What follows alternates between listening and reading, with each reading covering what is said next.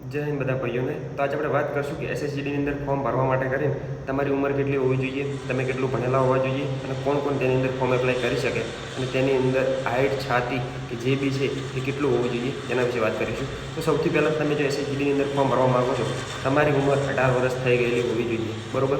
OBC માટે કરી 18થી લઈને 26 વર્ષ સુધી તમે ફોર્મ એપ્લાય કરી શકો છો.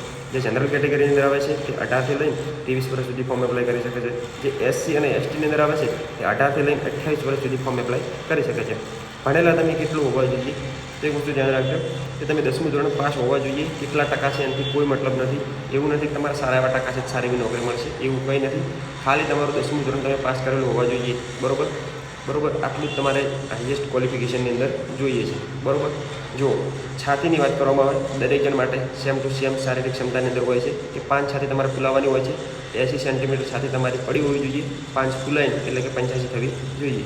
હાઇટ 170 સેન્ટીમીટર જનરલ કેટેગરીના લોકો માટે કરીને અને ઓબીસી કેટેગરી માટે કરીને 170 સેન્ટીમીટર. એસસી એસટીવાળાને અલગથી થોડી ઘણી છૂટછાટ મળતી હોય છે, બરાબર.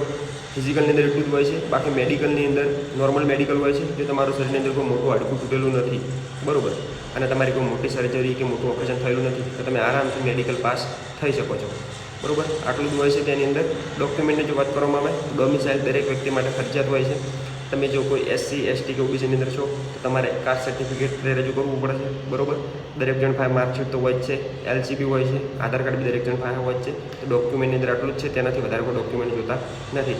જો તમારે વધારે કે તમે 0થી એસએસજીડીની તૈયારી કરવા માગો છો તો આગળ શું પ્રોસેસમાં કઈ રીતના તમે શરૂઆત કરીને અને 8થી 9 મહિનાની અંદર ગુજરાતવાળા લોકો નોકરી મેળવી લે એ રીતના હું તમને આખો પ્લાન કહીશ નેક્સ્ટ વિડીયોની અંદર. તો એ વિડીયો જોવા માટે કરીને તમે ફોલો કરી દો, બરાબર. ઇન્સ્ટાગ્રામની અંદર હોય તો ફોલો કરી દો અને યુટ્યુબની અંદર હોય તો સબસ્ક્રાઈબ કરી દો.